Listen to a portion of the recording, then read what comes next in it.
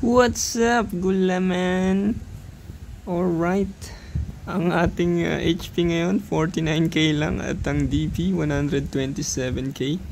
Ano bang meron? May papakita natin kung saan ba galing yung mga stats natin, di ba? Para hindi kayo tanong ng tanong. Yan.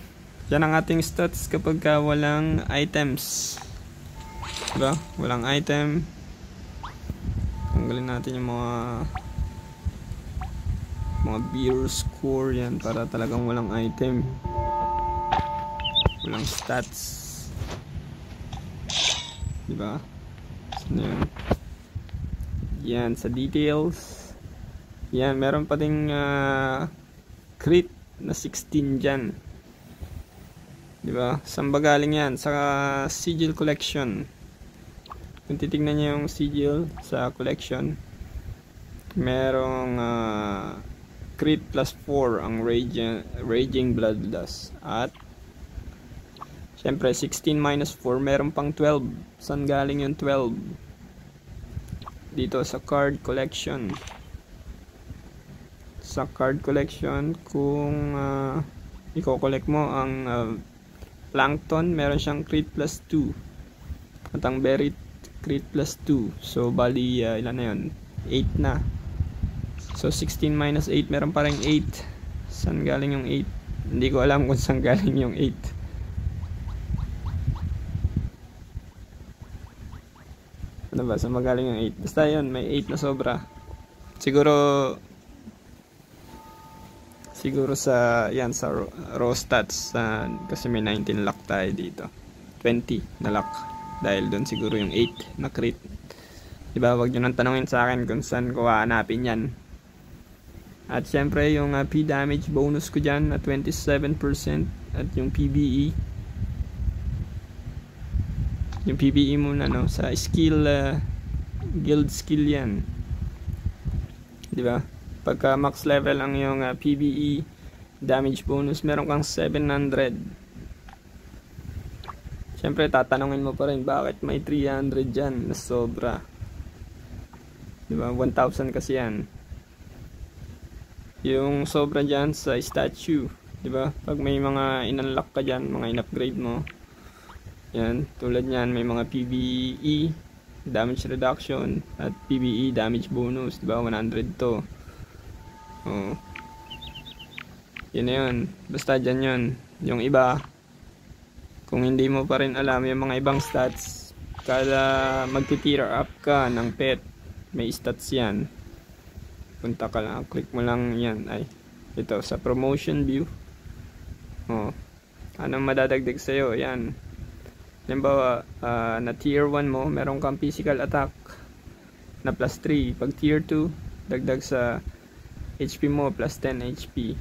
Oh, kada pet iba-iba yung bigay nila. At hindi mo kailangan na i-equip para madagdag sa'yo yung stats. Basta mag-tier up ang pet, kahit anong pet, lahat ng stats nun madadagdag sa iyong character stats, diba? At balik tayo sa P damage bonus, kung saan galing ang aking P damage. Siyempre sa medal yan, dito yan 8%, at dito naman 5%, 8 plus 5% plus 6, ilan yun? 13, 14, bali 14. Oh, may sobra pa din na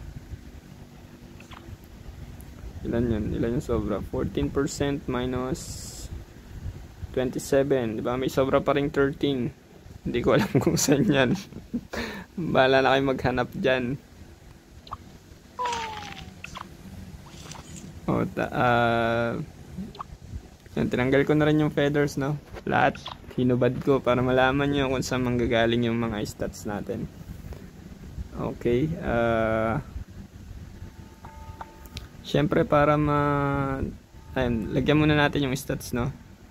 Ito yung ginagamit kong stats. Yan, nakita nyo naman paglagay ko ng stats, yung crit ko naging 32, diba? Nag-alarm pa. Yan, 32 agad ang stats na ang crit natin nabigay. Tapos pagka mag-equip tayo ng weapon, equip natin. At yung ano pa ba yung may crit? Yung accessories. Nasaan yun? Yan. Necklace. Dalawang necklace. Siyempre, tanggalin muna natin yung cobalt. Para hindi kayo litong-lito sa buhay, di ba? Kung saan nyo hahanapin yung crit. Oh, ilan na ang crit natin, di ba? 37 pa rin. Kasi hindi pa natin nakuha yung enchant. Halimbawa, nakuha mo yung enchant. Sharp. Oh, swerte ka. Diba? Ilan ang dagdag? Crit plus 12. Ilan na ang crit mo ngayon? Meron ka ng 49 na crit. Sinuwerte ka pa ulit. Nakakuha ka ng sharp sa weapon. Sharp 4. Ay, sa accessories pala. Ilan na? 70 na kaagad. Grabe. 70. Tapos yung isa pa, nakakuha ka ulit ng sharp 3 na may substat na crit 6. Ito pala may substat na crit 7. Ilan anong nangyari sa iyong crit? Ilan na? 88 na kagad. Dyan galing ang ating crit, di ba? Sa sharp. At syempre pag nag-buffs ka ng spear quicken, ang crit mo na ngayon ay 108. At kung kulang pa yan, di ba, mag-equip ka ng cobalt card. Ay, equip more. At saan yan? Tayo, insert card. Yan, insert card. Lagay natin ng cobalt natin, di ba? Tatlo lang ang cobalt ko eh. Yan, 3 cobalt. Siyempre, ang cobalt, pag ina-upgrade mo yan, meron niyang P damage 1.5% dito, at dito naman ay 0.9%. Kaya pag tinignan natin yung ating stats, diba, 116 na ang ating crit, at ang ating P damage ay 41% na, diba? Ba't ganun? Tumaas. Kanina 27, di ba? Yan, kasi ang refinement, ang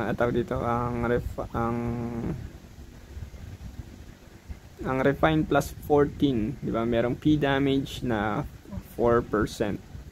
At ang ating card, ang weapon card, di ba? Merong P damage plus 4% din. Ito, syempre wala yan. Pero kung ilalagay ko ang aking pendark na ginagamit ko, ay meron niyang 2.5%. Diba? Diba, lagay mo. Ilan na ang ating P damage ngayon at crit. Yan, ang P damage natin 44% na. At ano ba? Ay hindi, kulang pa pala yung card, no? Lagay natin yung isa pang cobalt. Kasi 3 ginagamit kong cobalt eh. Yan ang madalas. Tapos pag PvE, yan ang kinakabit ko ay ang Horong. Kasi level 10 siya para 9.9%. Pero pag PvP, ang gamit ko ay itong Furious Poporing na may P damage na 0.4%. Pero lagay natin ang Horong para sa PvE. Yan na ang ating stats. Buffs ulit.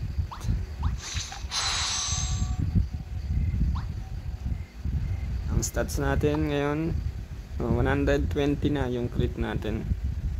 Syempre ang P damage ay 46%. Yan, dyan natin nakukuha yung crit at ang P damage. Syempre yung iba pang P damage kung saan nakukuha sa equipment na yan, yung faceware, mouthwear pala. Meron siyang pagka nirefine mo siya ng plus 8, meron siyang P damage plus 1%. At yung Yan, face wear. Diba, may P damage siya. Pagka refinement plus 7 na 0.5%. Equip natin yan. Yan, dyan galing yan. Syempre, ang sa HP naman meron 3.5% ang ating Angeline, kaya ang ating HP ngayon ay 67k na. Pero mamaya check natin yan lahat. Ano pa ba na may P damage? Yan, ang ating headgear merong P damage, equip natin. At ang ating school uniform 3% P damage sa school uniform at 3% din sa ating headgear. So ang ating P damage ngayon 53%.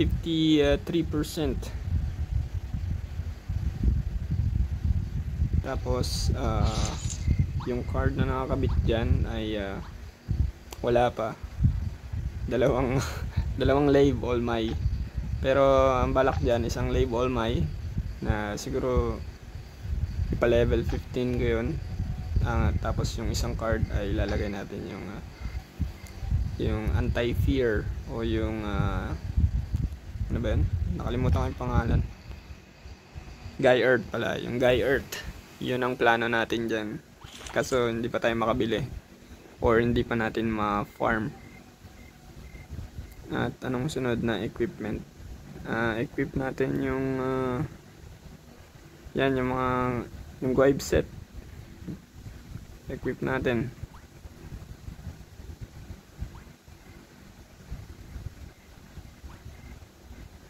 Kanina ang HP natin 67 nang walang Guive na. Ngayon ang HP natin yan 117 na agad. Halos ano ba 40k ang nadagdag. Tapos ang max HP percent natin dito 112%. Wala pang nakakabit dyan na card eh. Ang nakakabit pa lang Sting, di ba? Yan ang card natin dyan. Sa armor naman, kung ikakabit natin ang insert card, yan ang Peko, ginagamit ko sa PvE. At syempre dalawang Eclipse dyan. Kabit natin yan, mga HP yan, para makita natin yung changes sa ating HP. At sa boots or sa shoes, ang card na ginagamit natin ay Sohi na level 10 pa lang. At isang walang awake na Mateer. Ilan na ang HP natin? 130k na ang HP natin. Doon pa lang sa mga cards. Ang nagbago sa stats natin, yan, naging 57% ang ating EP damage. At HP natin, max HP percent ay 133, di ba? 133. Tapos kung ilalagay natin yung mga sa enchant, di ba? Ayusin natin yung mga enchant. Nagkaroon ka halimbawa ng beacon. Di may PvP damage ka at reduction. Tapos sa boots nakakuha ka halimbawa ng hindi, wag muna sa boots. Ilan yung HP natin kanina? Yan, 131k, di ba? Ngayon halimbawa nakakuha ka ng tawag dito, shining.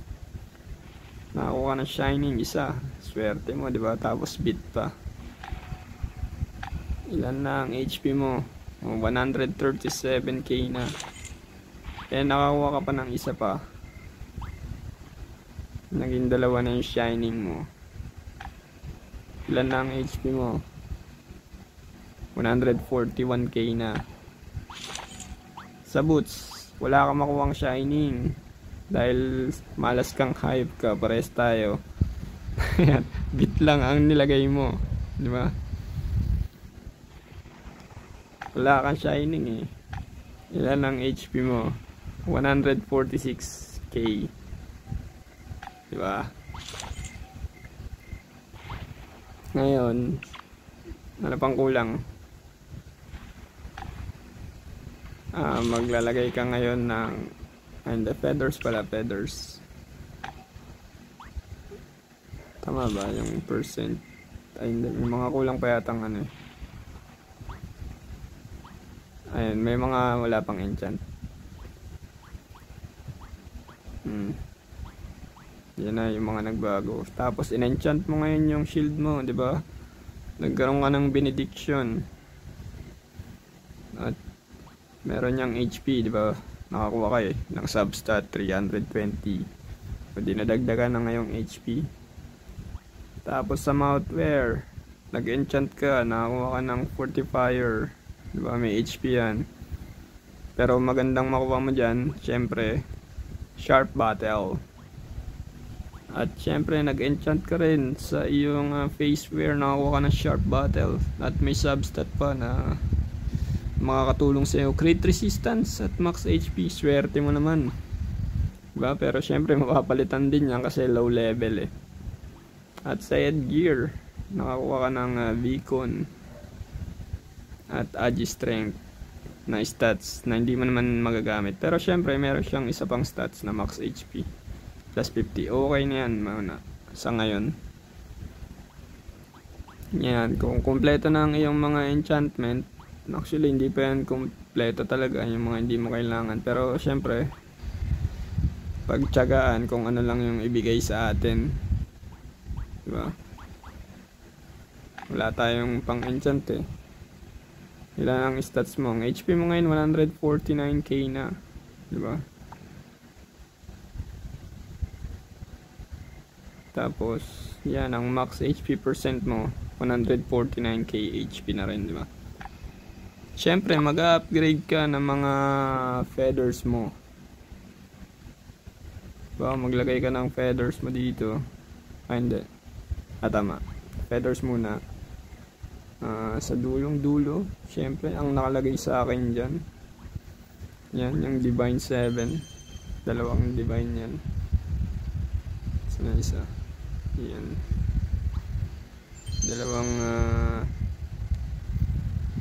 dalawang malaking orange. Tapos yung medium size na yan, tama ba? Ayan, tier 8, yung tier 8 ang nakalagay dyan. Dito tier 8 din. Tapos syempre sa nag-iisa na grace feather, ano ba yung nakalagay doon? Hindi ko na maalala. Yung tier 10 ata. Ayan, yan ang nakalagay dyan. Ilan ang HP mo ngayon? 154 na. O, nag-upgrade ka ulit ng HP. Halimbawa ng feathers, nag-upgrade ka tier 11. Nag-upgrade ka, no? Isang upgrade, tier 11 agad.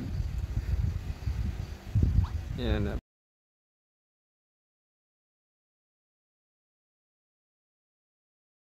Yan, kung halimbawa nakapag-upgrade ka ng iyong mga feathers, yan, kinabit mo dyan, ang iyong HP ngayon ay 176 na, di ba? Pag ganun lang. Ngayon syempre maglalagay ka ng sigils, diba? Ikabit mo yung mga pinalevel mo. Ang yan, immortal body, silver soul, yan, mga level 13, mga blue na madaling i-level 30, diba? At saka ano yung isa? Ako, nakalimutan ko. Ayan, Braveheart. Tapos dito yung Glimmer. 295k DP ka na. Ngayon ang HP mo ay 200k na, di ba? Doon lang yan. nag 200k sa mga sigils at HP. At syempre sa Shining. Ngayon, may kulang pa, di ba? Ano pa yung kulang na hindi mo pa nailalagay? Yung Physique Boost. Di ba? Pag nilagay mo yung Physique Boost, level 7 yan. Ilan ng HP mo? O, 212k na. Diyan galing yung mga stats natin. Kabit natin yung mga ginagamit natin. Big Bully, yan. Tsaka yung momentum management. Yan ang stats natin. Ay, hindi pala nakabit dito. Yan. Oops. Enchant. Yan, in-enchant natin. Labas. Yan. Kompleto na. Pwede na tayo mag-damage test. Dahil kompleto na ang ating set. Yan ang HP natin. Tama ba? 213. Bakit ang DP ko mababa?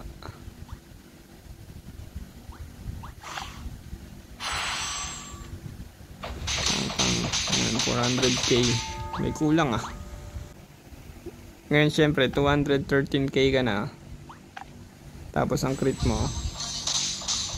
yan, 399. Kaya gusto mo pang magpataas, di ba?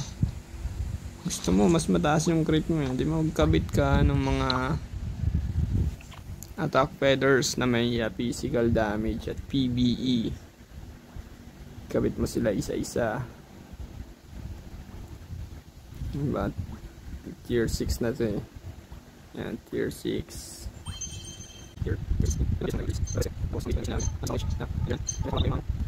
Mababa lang naman yung dinagdag na itong mga to eh. Mga truth, ay hindi.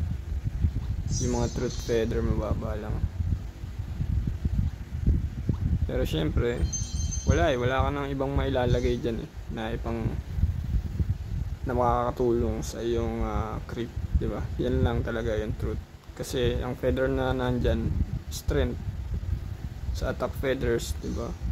Hindi naman yan makakatulong. Kaya lagay mo truth or yung mga PBE yan. Day feather, lagay mo yan. Tier 6.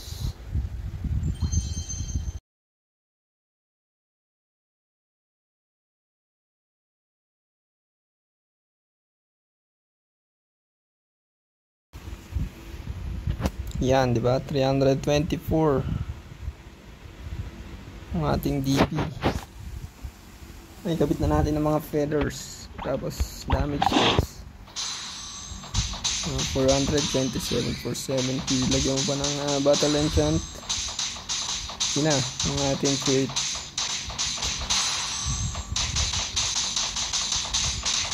Diyan galing ang ating crit. At pinakauling test na gagawin natin. Ito, marami nagtatanong nito kung mas maganda ba ang Pendark kaysa sa Goblin. Tingnan nyo ang difference. Wala. 420 for ang Goblin, 420 kasi wala siyang tier. For the tier 0 lang siya. Pero kung ilalagay natin yung Pendark, kasi madali nga siyang i-upgrade. Yun lang naman na magiging pagkakaiba niyan eh. At meron siyang max HP na 1%. Kaya mas mataas ang bigay ng Pendark. Diba? Kung tier 3. Pero kung ang Goblin, card ay tier 2, di ba? Halimbawa ito. Yan, 2 star na kasi siya. Kung 2 star ang aking Rotar Zyro, mas maganda na siya kaysa sa Pendark. Mas mataas na ang magiging damage niya. Lalo na kung ito 2 star ko, tapos igagawin ko siyang 5 star. Ay, gagawin ko siyang level 15. ang magiging P damage niya, tulad nitong aking Goblin Steam Rider, meron siyang P damage plus 4%. Kaya mas maganda pa rin na meron kang dalawang crit damage na purple sa iyong weapon.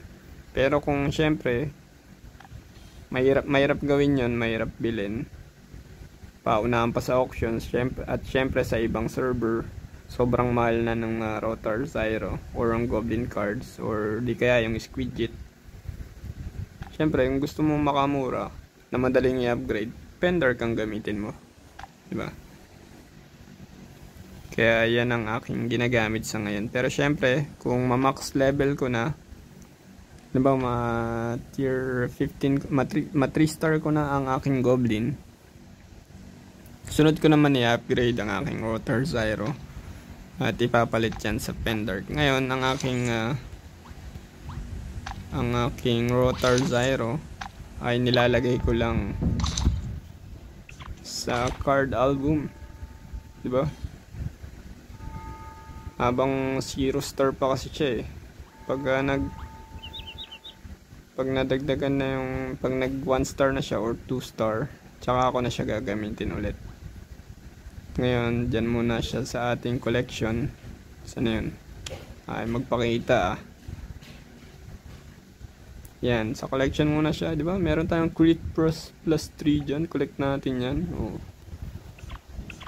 Ilan na ang crit natin ngayon? 106. Ba't bumaba? Crit natin ngayon 126 na. Yan muna ang ginagawa natin, diba? Yun lang sa ngayon, diba? Di ko alam kung may natutunan kayo, pero yan ang mga tests na ating ginawa. Peace out.